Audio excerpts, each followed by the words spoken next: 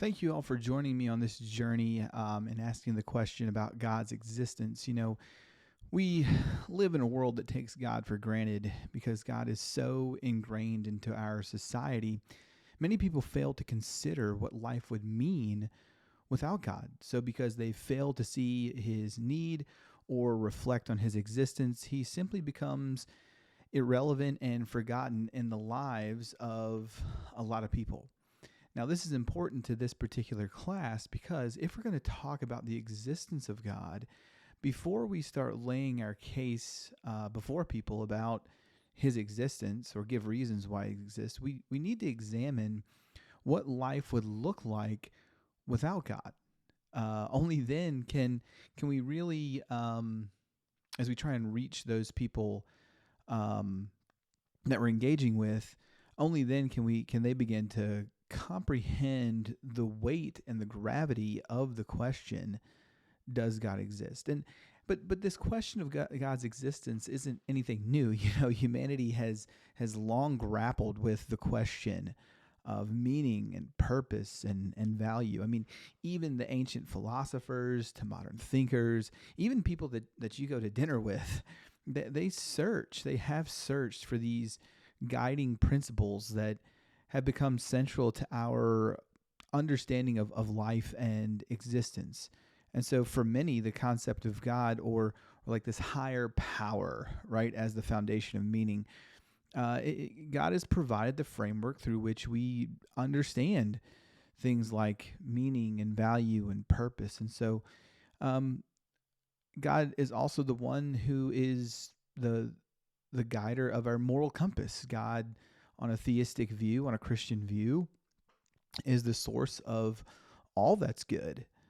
He's the anchor for objective moral values and duties. He's the guarantor of ultimate purpose. However, as you have also seen in society, an increasingly secular world where the existence of God is often questioned or outright denied, causes us to be confronted with a profound dilemma. If God does not exist, can life have any inherent meaning or value or purpose? Or are we, as some have argued, just left adrift in a cold, indifferent, meaningless world where our lives ultimately have no meaning, no value, and no purpose? So in this class session together, what we're going to do is we're going to explore the implications of atheism and secularism for meaning, value, and purpose in life. So here, what we're going to argue is that without the existence of God, life loses objective meaning, life loses intrinsic value, and life loses ultimate purpose. And the way that we're going to do that is we're simply going to use philosophical reasoning and we'll reflect on that. We'll examine the consequences of a world without God, where we dive into things like nihilism and see what happens when we look at the world from a nihilistic point of view. So let's dive right in. Let's look first at the absence of objective meaning without God. So at the heart of the question of meaning is the notion of purpose. Now, to say that something has meaning is to say that it exists for a reason. There's an explanation for its existence that goes beyond mere. It's not arbitrary. It goes beyond mere chance. And so, on the Christian worldview, the purpose of life is linked to God's plan or design, right? Life has meaning because God created the universe with a specific intent, and human beings are a part of that intent, or maybe a fancier way to say it is they're a part of that divine narrative. Now, in contrast, if God doesn't exist, we're forced to confront the possibility that life has no purpose at all. And one of the foundational philosophical positions that says life has no meaning, value, or purpose is naturalism. Now, naturalism is the philosophical belief that everything arises from natural causes without the intervention of supernatural forces. Now, this leads to the conclusion that life is simply a product of events that are produced based upon the environments of the things that are around organisms and other life. Now, according to this worldview, human beings are just a result of billions of years of evolution with no guiding intelligence or purpose behind it. Now, if this is true, then our existence really, when you think about it, is no different than any other organism or object in the universe. We're here simply because certain physical and biological processes occurred in a particular sequence, right? And so on this view, there is no intrinsic meaning to life. Our existence has no more significance than, say, the existence of a rock or a tree or a colony of ants, because we all share the same accidental origin. The universe itself is indifferent to our existence, right? And any meaning we attribute to our lives is simply subjective. It's a subjective human construct. We make it up as we go. There is no objective truth that exists. And so this leads to what a lot of philosophers would refer to as existential nihilism. And that's the belief that life has no inherent meaning, value, or purpose. So let's go ahead and look at this thing called existential nihilism, which I believe is a logical consequence of atheism. Now, if atheism is true and there is no God to endow the universe with purpose, then it seems like the only logical conclusion is existential nihilism.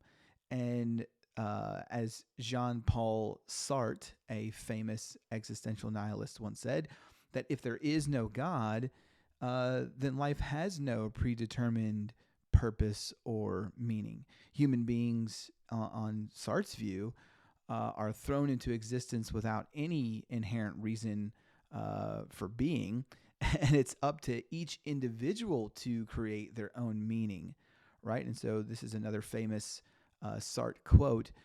He said that existence precedes essence. Now, what in the world does that mean?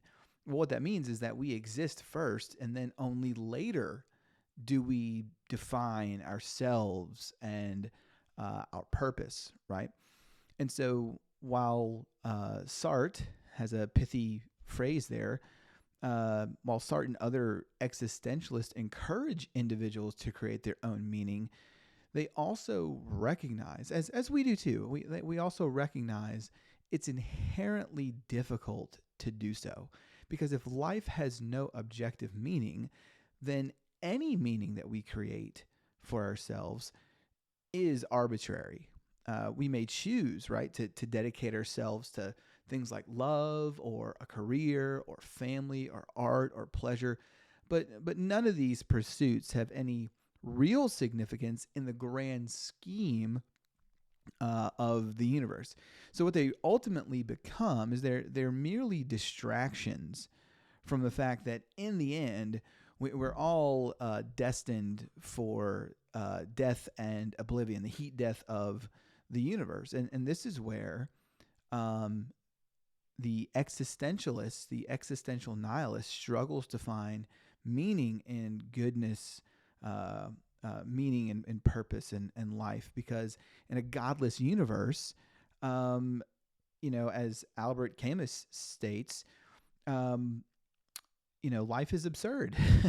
And so according to him, like the human desire for meaning is fundamentally at odds with the universe's indifference to our existence. So on Camus's view, we seek answers with regards to purpose and significance, but the universe offers none. And in the face of this absurdity, he argues that the only response is to embrace meaninglessness, fullness of life and live authentically, fully aware of the futility of our efforts. But notice here, like, even in this act of rebellion against meaninglessness, it itself is a form of despair because it acknowledges the ultimate futility of all human endeavors, right? And so we see that on a godless universe, there is no objective meaning. But we also lose intrinsic value without God, right? So closely related to the question of meaning is absolutely the issue of value. Now, to say something is valuable is to say that it has worth, that it's important, or it's significant, right? And so on the Christian worldview, human beings have intrinsic value because they are created in the image of God, the imago Dei. Our worth isn't based on our abilities or our achievements or our societal status, but on the fact that we are beloved by God. And so God, as the source of all goodness, imparts value to his creation, and human life is seen as sacred because it's part of God's divine plan. Now let's contrast that and think about what that would look like if God doesn't exist. So in contrast, if there is no God, then this concept of intrinsic value becomes really difficult to justify. If we are simply the product of the biological processes of evolution, then what makes human beings any more valuable, as we stated before, than any other plant or animal or even inanimate object? So without a divine creator, right, to assign value to human life, we're simply left with a purely materialistic view of the world, where value is determined by physical characteristics or social utility. This is the product of a secular society. And so this is one of the big conclusions of a godless universe, that in a godless universe, human beings have no more inherent worth than any other form of life. Our lives are not intrinsically valuable. They're only valuable to the extent, notice this, to the extent that we or others find them useful or desirable. Now, this will lead to what's called a utilitarian approach on morality. Now, a utilitarian approach to morality is where individuals are valued based on their contributions to society or their ability to bring pleasure or goodness or flourishing to others. Now, this approach seems to be really unstable because what it does is that it reduces human beings to instruments of utility rather than their intrinsic worth as individuals. So without God, we see that there's this secular society that struggles to impart value to people, but people are only valuable whether or not they bring pleasure or worth to a society. But there's another problem on a godless universe, and that's the problem of what's called moral relativism.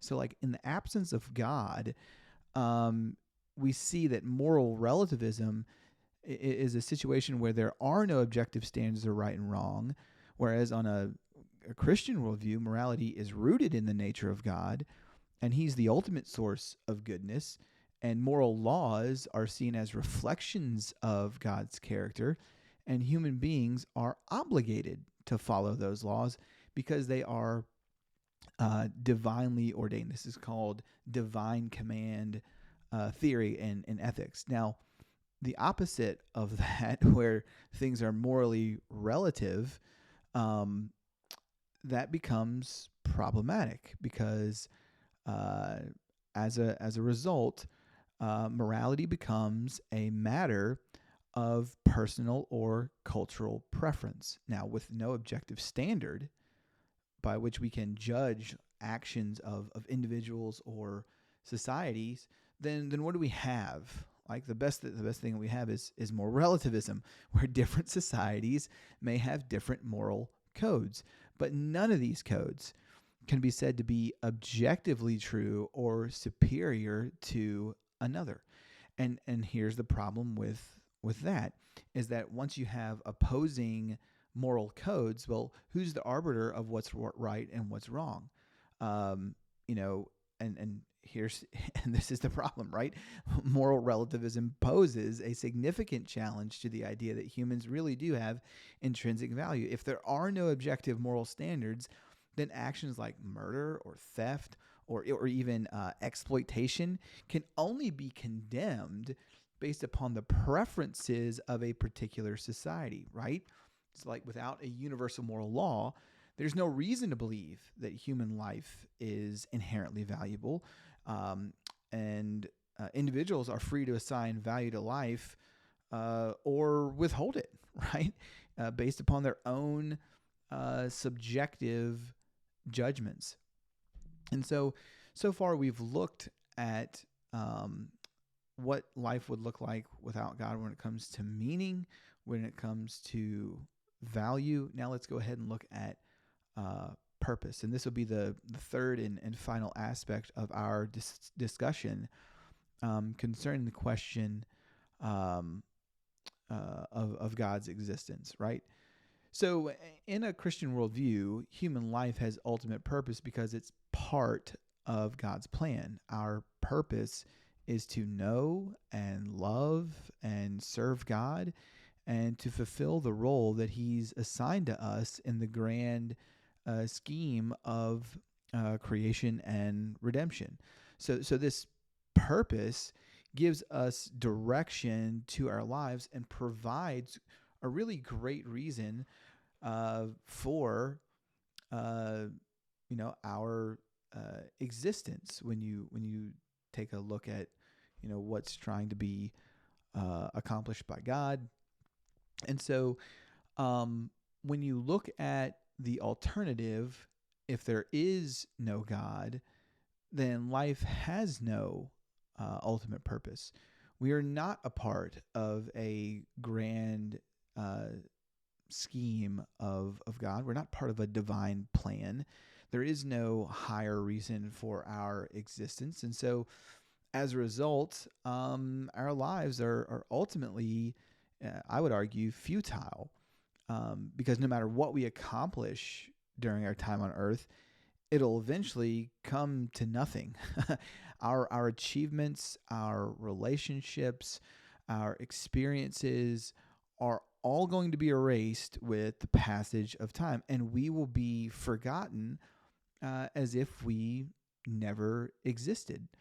And so this realization leads to a deep sense of despair, I would argue. If there is no ultimate purpose to life, then everything we do is ultimately pointless, whether we spend our lives in pursuit of wealth or power or pleasure or knowledge, or even in religious practices. None of it matters in the end. We're all destined to death. The universe is destined to heat death, and so beyond that, there's nothing in a godless universe. There is no afterlife. There is no heaven. There is no hell. There is no redemption. It's only oblivion. And so, what has to take place for the secularist is the secularist has to search for purpose in a secular world. And so some thinkers have argued that even if there's no ultimate purpose to life, we can still create our own purpose, our subjective purpose, right? Just as we've talked about previously with Sartre and Camus, we can choose, they would say that we can choose our lives for our own personal goals and find meaning in these things that matter to us. Now, sometimes that takes place in grounding those things in family and love and creativity, or, as I said before, the pursuit of knowledge and power and money. We can construct a sense of purpose that gives our lives direction and meaning and fulfillment. Now, what's wrong with that? This self-created purpose is, one, very fragile, and two, it is contingent, right? Without an objective source of purpose, the goals that we set for ourselves, no matter what those look like, are arbitrary, and there's no guarantee that they will provide the lasting satisfaction that we set out in pursuit of, right? Moreover, any purpose that we created obviously is limited by our finite existence. No matter how meaningful our lives feel in the moment, they are ultimately um, overshadowed by the inevitability of death and the finality of non-existence. Now, contrast that with Christianity. On Christianity, this view offers a purpose that transcends the limitations of our existence. In Christianity, the purpose of life is to prepare uh, for eternal communion with God and to bring God's kingdom to earth, so that all people of all places, of all stripes, so to speak, can partake in the kingdom of God here while they live. And so this provides a sense of meaning that goes far beyond the fleeting concepts of the material world, and really does offer hope for a future that's not bound by the constraints of time and mortality. And so as we've taken this time to look at what life would look like without God, one of the things that or one of or a multitude of things that we've looked at is that we've explored the profound implications of a godless universe for the concepts of meaning and value and purpose. And so without the existence of God, in summary, life loses its objective meaning as we're left to navigate a world where our existence is the result of nothing more than natural processes. And so in the absence of God, human beings have no intrinsic value, and morality becomes merely a matter of subjective preference rather than objective truth. And then finally, without God, life has no ultimate purpose. We're all left to confront the futility of our existence in a universe that is absolutely positively indifferent to our presence. Now, while some may argue that we can create our own meaning, our own value, our own purpose in a godless world, these constructs, as we've talked about, are ultimately fragile and contingent. They offer no lasting significance, and unfortunately, they are easily undermined by the reality that death and non-existence are, it all ends up the same in the wash. It doesn't matter whether you really live like Hitler or Mother Teresa. Now, in contrast with the existence of God, there's a foundation that's provided for meaning and value and purpose that obviously transcends the limitations of our existence here on earth, and offers a hope, an objective hope, for a future that's not bound by the constraints of time and mortality. So ultimately, the existence of God is necessary for life to have objective meaning, value, and purpose. Without God, we are left in a world that is fundamentally meaningless, valueless, and purposeless. We're left with a world where all human endeavors are ultimately futile, given that the only thing that comes from it is death and non-existence. So, thank you for being here for our first session in trying to answer the question, does God exist? Here we've simply taken the time before we lay out our arguments to our friends to help them understand and start to comprehend what life would look like what life would look like if God did not exist. And so by providing them that framework, they're now more ready to consider the evidence for the existence of God. Thank you so much. Thank you for being here. This is going to be a great class. I'm so glad that you're with us. Have a great day. Bye.